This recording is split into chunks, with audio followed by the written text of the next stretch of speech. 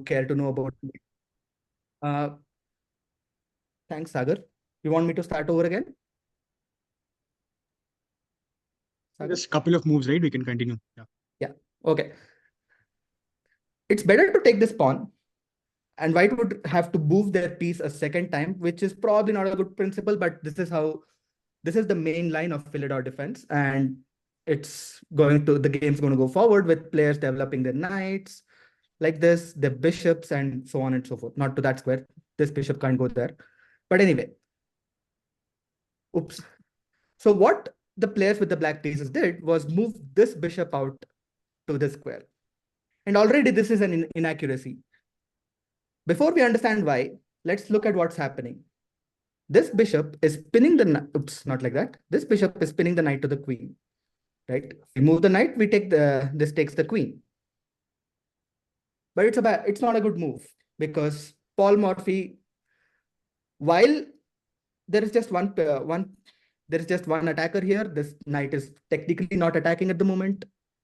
Paul Morphy took the pawn.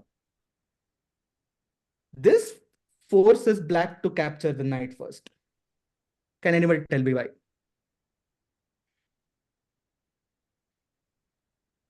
Otherwise, the white will take the black pawn and have a 1 pawn lead, right? No, it's black's move. Black can still take the pawn. There is no pawn lead here. Oh, okay. But if the queens will be exchanged, then king have to take and it will sacrifice to a castle or something like that. Yeah. Exactly. Well caught, Aniket. So if black went ahead and captured the pawn first, before taking this pawn, Paul Morphy would have captured the queen first. And the king would have lost the right to castle, and now black is a clean pawn down. Not only that, white is attacking the bishop. This bishop would have to move, and it's worse. If the bishop moves, like, let's say if the bishop moves somewhere here, it's not there. Let's say if the bishop moves somewhere here, absentmindedly, this is a fork. So the bishop had to come here, and white is just a clean pawn up. Which is why when Paul Morphy takes, the players with the black pieces had to capture the knight first and then take back the pawn. All right, Is now capturing the knight there the best move? Huh? Is No, capturing it the was not knight there the best move? What else he could have done at this point? according They could to, have still developed their knight, right? yeah, according to the engine, oops, here knight d7 is the best move. This would have kept the tension against the pawns, and I don't know. This, but it still gives a big advantage to white. Yeah. So basically, even though it's bad, it was a forced decision. So they had to go for it. So But I yeah, I think mean, the mistake begins by them developing the bishop before the exactly. knight. Not Yeah, sure with what thought process he did it. Maybe yeah, just to pin the knight. just to pin the knight, they developed the bishop, and now it's come to bite them back. Now they take the knight. White recaptures with the queen, and they now recapture the pawn. All right, now white to move and create the most fatal threat in this position. What move would white play?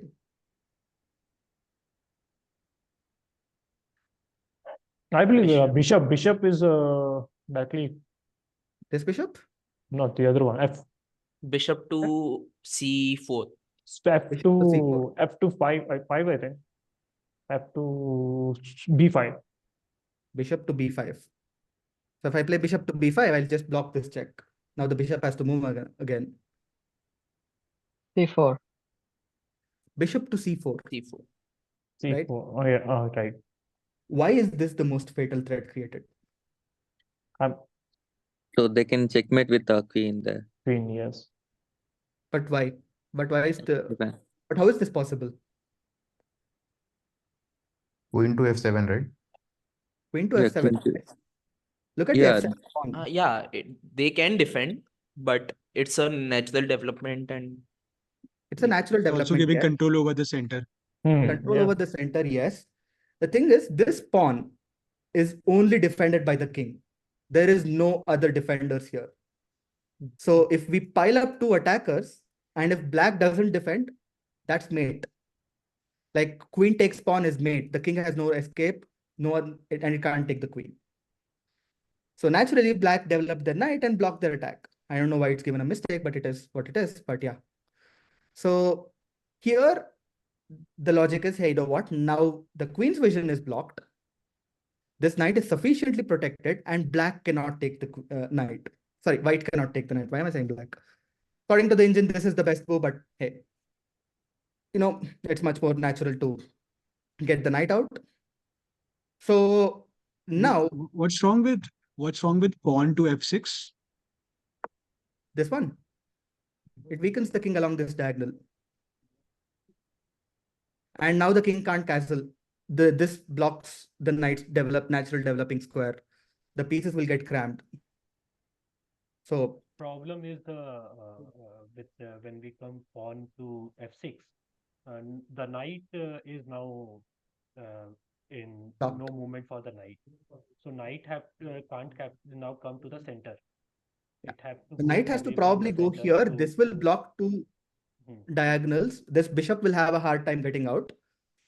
Makes And sense, makes also sense. this diagonal gets weakened. So in the future, black can go here. Not right away because the pawn would block, but it's still a weakness. And this pawn will have a hard time getting out. Because the moment this pawn gets out, the queen will fly in and it's bad news. So yeah. Now, once again, the bishop still maintains its eye on this pawn. The queen's vision has been blocked. How can white recreate a threat on this pawn?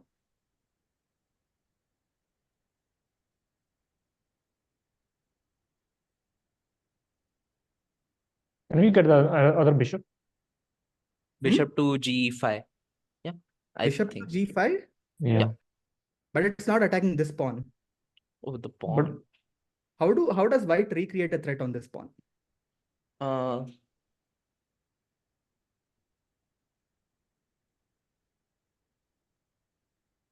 The queen can't go here Queen because to I'm b3. Queen to b3. queen to b3. So Paul Morphy breaks a principle and moves the queen for the second time to the square. Now the attack on this pawn is recreated. Not only that, the queen has its eye on the weak pawn here. So there are two hanging pawns in black's position now. Lovely move. Yeah, which is why it's been given a great move on chess.com. Yes.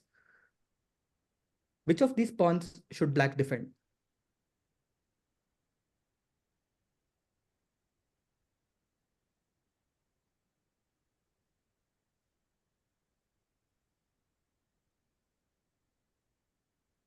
The one nearest to the king, I guess. The one near Because the king. yeah. Because if black just tries to defend this pawn, the king gets hunted out. That's mate. That's just checkmate in two. That's not how the game ended. Yes. So black moves the queen here and defends this pawn. Now, that's a free pawn, right? Can take this free pawn. And the rook is hanging. Yeah, that's a clean sweep for the left side. That becomes a clean sweep for white left side. So all Clean sweep for the white. area. Yeah. Yeah. But is this rook really hanging?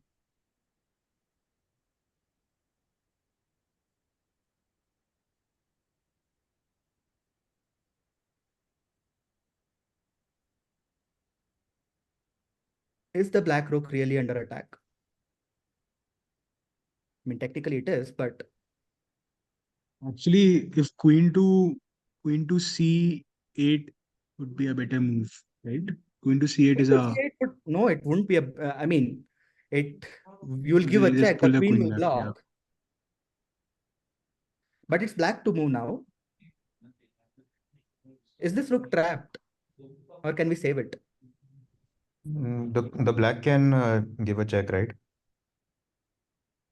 Like the way you're thinking. You've seen Yeah, it can.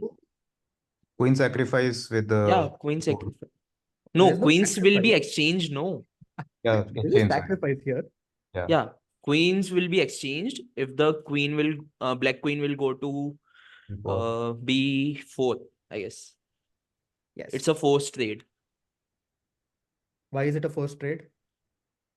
because if white just choose to go move king, then the queen will be hanged, right? Perfect. Black would play this move. The queen is defended by the bishop. Hmm. This queen is attacking the two most valuable pieces in the white's position. And that would force a trade of queens. If you don't trade queens and play a move like this, you would lose your queen. So white would have to come back and play this position maybe. But Paul Morphy didn't want that. So he just developed his knight. Right? Paul Morphy is like, you know what? I don't want to trade queens with these people. I want to just keep developing, and they're playing a bad game anyway. I'll just let them self-destruct. But okay. Now, this is no longer a threat because the knight blocks. This is very much hanging. So black decides to defend it like this. They move a pawn and defend it by the queen. And now it's white's turn to pin the knight to the queen. Right? You saw the pin happening here. That was a bad move, but this is not a bad move. This is actually applying pressure on black's position. Now, black should actually start catching up on development. Look at white. White has 4 pieces out and about. Creating attacks like this, creating a threat like this. This knight can jump at any given time. Not right away, this will get taken. So black should probably start moving the knight out like this. Maybe move the pawn and get the bishop out this way. Castle the king quickly. But black tries to fight back like this. And it's the beginning of black's problems, phase 2. Black's idea is like, if I push the pawn like this, attack the bishop has to slide out. Now I'll get my knight out like this. Maybe I'll get the knight here and attack the queen. The queen has to move. And then I'll probably be okay. I'll be able to, probably create threats of my own. Who knows, right? But again, like I said, black has just one piece out that can probably move. This knight cannot, because if the knight tries to move, the queen will be taken. White has 4 pieces out. So what if white sacrifices the knight? Knight takes pawn. It's been given a brilliant move. The point is, after Paul Morphy sacrifices the knight for the 2 pawns, it's check. And there is no easy way to get out of it. This is the beginning of the problems for the black pieces, because the knight can't come here. If the knight comes here, congrats. I get my knight back. Not only that, I get the rook as well. Right? The queen can block and be taken. This knight can block and the queen can be lost.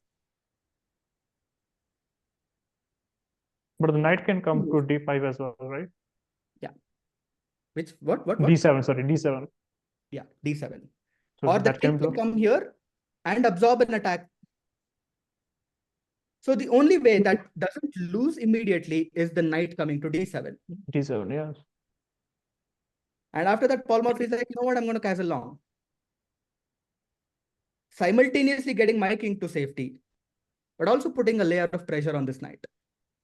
This rook and this bishop are both attacking the knight. And black is completely paralyzed. Black goes here. I mean, this reminds me of road trips where I have like 7 people was forced into a Maruti van and they're trying to go together. Like nothing can move. And black is just like absorbing a very belligerent attack on the position.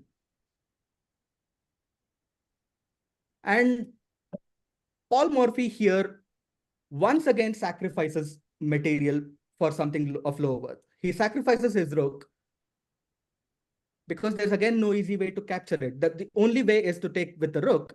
If you try to take with the knight, I'll take your queen. If you try to take with the queen, I'll take your queen. I can't take with the king because it's check. So black has to take with the rook, and Paul Morphy is like, you know what, I have another rook. Good luck. The issue with like just that first move of bishop to that bishop the black brought in first, right? They just screwed up so far. The main issue is his one bishop and one rook is not even developed, right? Not even Exactly. part of the game. Black is up a rook. Technically speaking, black is up a rook for 2 pawns. But are you really saying that this rook is leaving an impression for anybody? It's just staring into this pawn. It's like probably sitting in its basement playing its own video game while the house is burning, right? So instead of developing, they just try to fight. The second layer of problems is when they try to fight back with pawns. This was the beginning of their next phase of problems, because Paul Morphy could sacrifice his knight and just get into this position. But now black is like, you know what, I'm tired of this pin. Let me move my queen. Right? Now the queen is out of the way of the pin. This knight can finally move. It can take this pawn and attack this bishop like this, right? And Paul Morphy has been offered a queen trade. You know what? Paul Morphy actually can go for the queen trade. Check. They have to take like this. This rook is being guarded by the knight, so I'll remove the defender first, and then I'll take the rook. He could have entered this endgame, where black has clear structural weaknesses. Remember the fourth pillar of chess, structure. This is a structure you wouldn't want to go with into an endgame. These are doubled pawns. They can't move. Literally, this is black blocked by the white's pawn. This pawn can move and get captured. Of course, it can get traded off. Black's next move will be just to take this pawn. Or if they try to develop the bishop, this bishop will be hanging. Paul Morphy could have entered that, but he didn't want that. He just didn't want that. So he took the rook instead first. That's check. The queen cannot take because it will be captured by the rook. But now the knight can move. But this knight moving has opened up the bishop. Now the king has no moves if something gets to the back rank. Who can find the kill shot here? Move the queen to the top. Queen to Oh, b8. yeah. Nahi. Queen to b8 check. Yeah, right. It's a Okay. check. The Yep. king cannot move. No piece in the black position can block this check.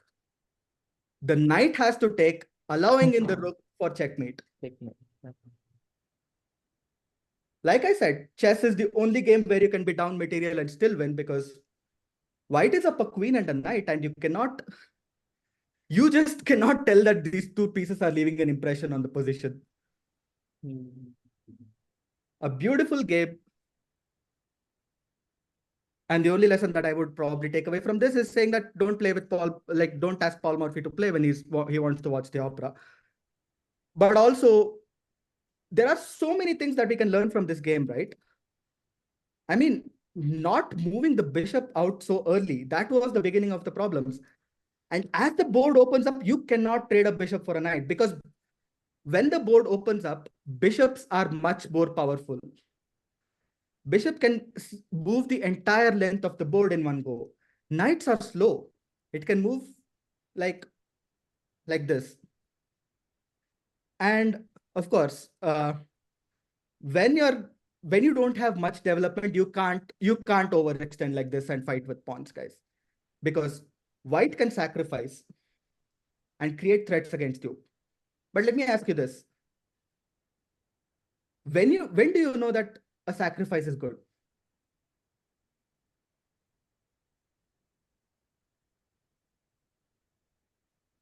It When weakens the position and uh, structure of the yeah. position. Either you get into better position or you have a meaningful advantage of pieces after the sacrifice. Get Either you around get a it. better position or you have a logical follow-up. So when you sacrifice a piece, you're down material. Think of it like this: you're starting a timer in a way. You have very limited time to justify your sacrifice. Because if now black goes back, black is just a knight down a knight. There is no clear justification for that sacrifice if you just, sacrifice and get out of the position like this, or make a lazy move like this. Because black has now been presented with an extra piece and they can utilize that extra piece to create threats against you. You should not give them time. Just you cannot afford to give the opponent time once you sacrifice. And in this case, black had no chance. After this, black sacrificed yet another material to continuously apply pressure on the position. And when the queen trade was offered, the queen was sacrificed instead because the next move was checkmate. How was this game played, Shashank? Was it timed or was it I have no idea. I have to go back to 1858 to ask them, but I don't think so. The thing is, I don't think even this game was recorded or something. But somehow it made it into a database. And somehow, Beautiful game. yeah. But speaking about sacrifices, here's one from a recent world champ. I mean, it's not recent. It's much more recent than compared to the game that we saw earlier. This was a game between Boris Spassky and Bobby Fischer. Bobby Fischer is one of the geniuses of the game. But how many of you have watched Queen's Gambit here? Yeah. How many of you remember the last scene of Queen's Gambit where the opponent of Beth Harmon rises up and gives her an applause? That was inspired by this game, by the way. So basically, this is the position. Bobby Fischer is playing with the white pieces. Of course, material is equal. Bobby Fischer has a bishop for the knight. Black plays this sneaky move, knight, not sneaky. Black plays this move, knight to h7. But Fischer can't rush with this move yet, which would skewer the queen and the rook. Because if he does that, congrats, he's getting forked. He'll take, you might take the queen, I'll take the queen with check, and now Fischer is down material.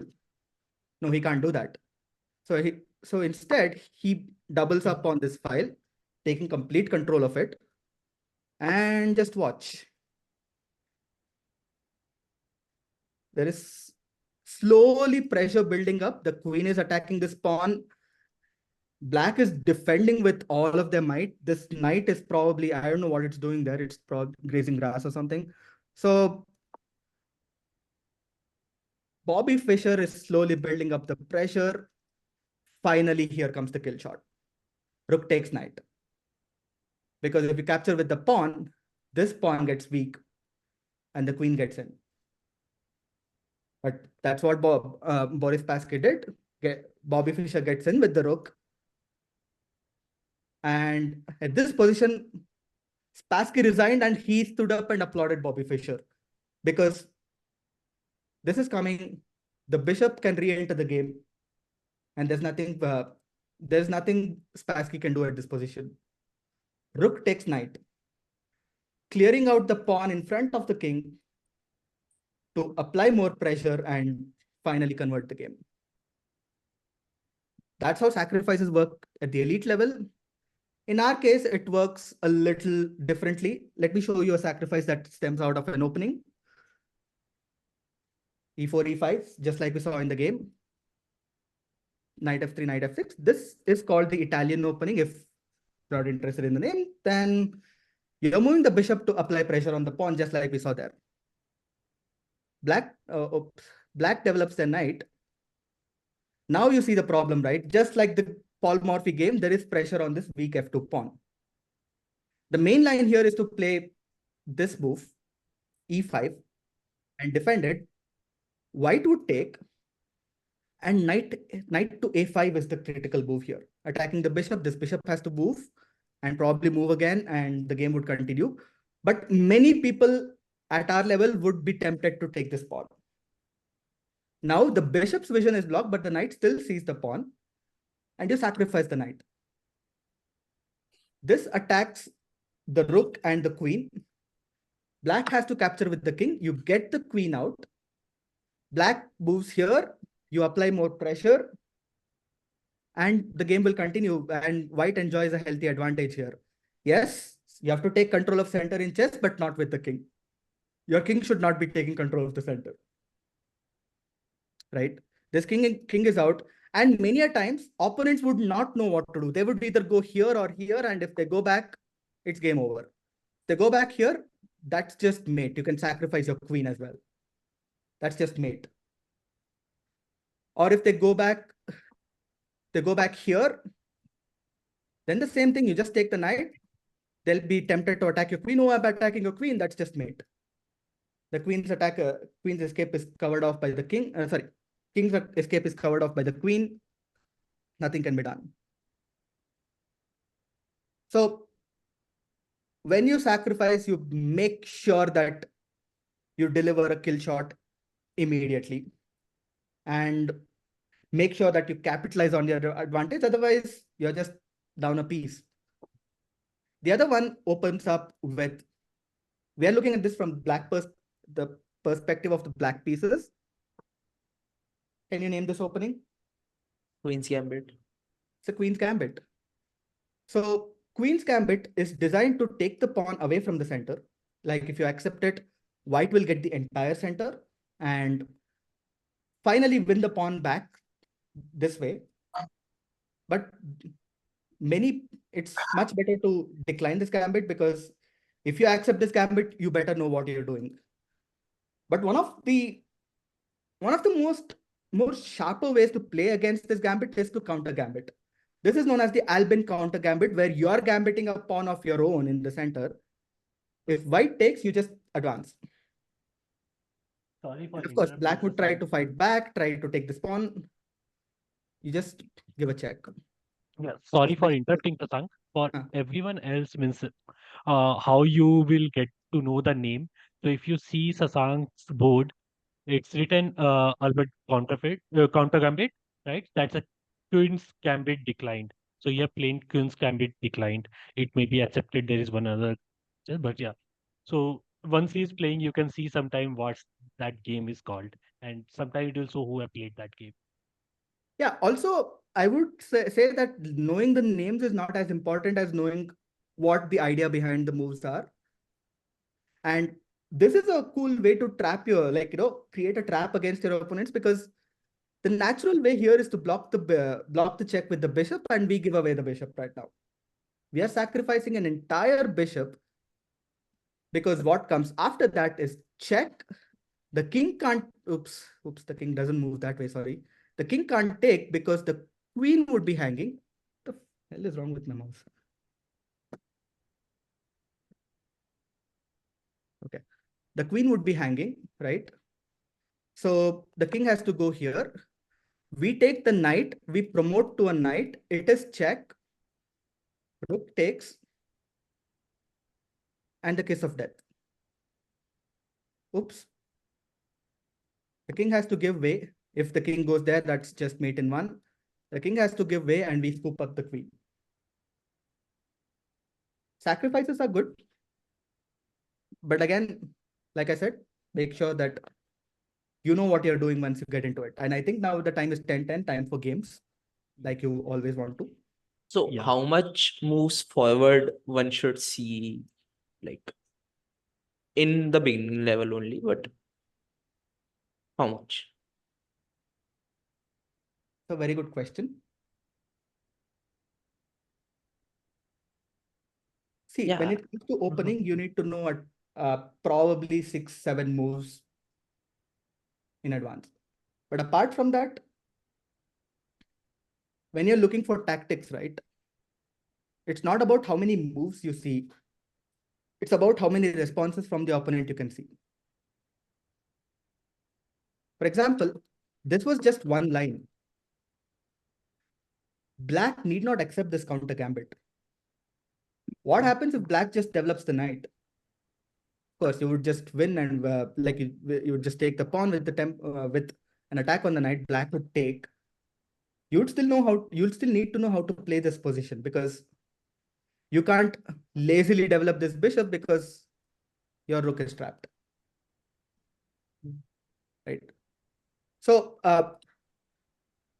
you will discuss openings in our next session. I think we have planned that, right, Saurabh? Next Yes. session is all about openings and how to navigate different openings. But I would say, instead of looking at maybe hundreds of move ahead, look at all possible responses for 2 or 3 moves at your level. Sorry, at our level, because I'm probably at the same level. At our level, that's enough. And I don't do that. I don't follow my own advice. Sometimes I wish I did. But calculate responses for 2 or 3 moves and understand which of these could be the best for you to go ahead. Okay. Yeah. Stop sharing screen. How many sessions have you had before this? Just one. Just one Okay. we had. Yeah. So we started last Tuesday. Now the vision is to do it every Tuesday, right? Okay. So yeah. This So was very. learning together, and then means it's more of playing after that. Should we join through phone or laptop? Anything is fine, Abhishek. So guys, I have sent one link. It will start in 10 minutes. I am also sending in WhatsApp for everyone. Right. Enjoy your games, guys. Unfortunately, I won't be able to stay longer. I'm a little under the weather. I'll drop off and sleep now, and see you next Tuesday. But thanks a Thank Bye, lot, Shashank. Yasasang. Thanks a A lot. lot for lovely you. session. Thank you for giving so many insights for playing Yeah. chess like a beginner for me. So for Sasank, he was not well today. Then also he told that I will take the session, and so that's lovely, Sasank. Thanks a lot, yeah. Thank you, guys. I'll take a leave and good night. Good night. Bye-bye. I will also stop recording, maybe.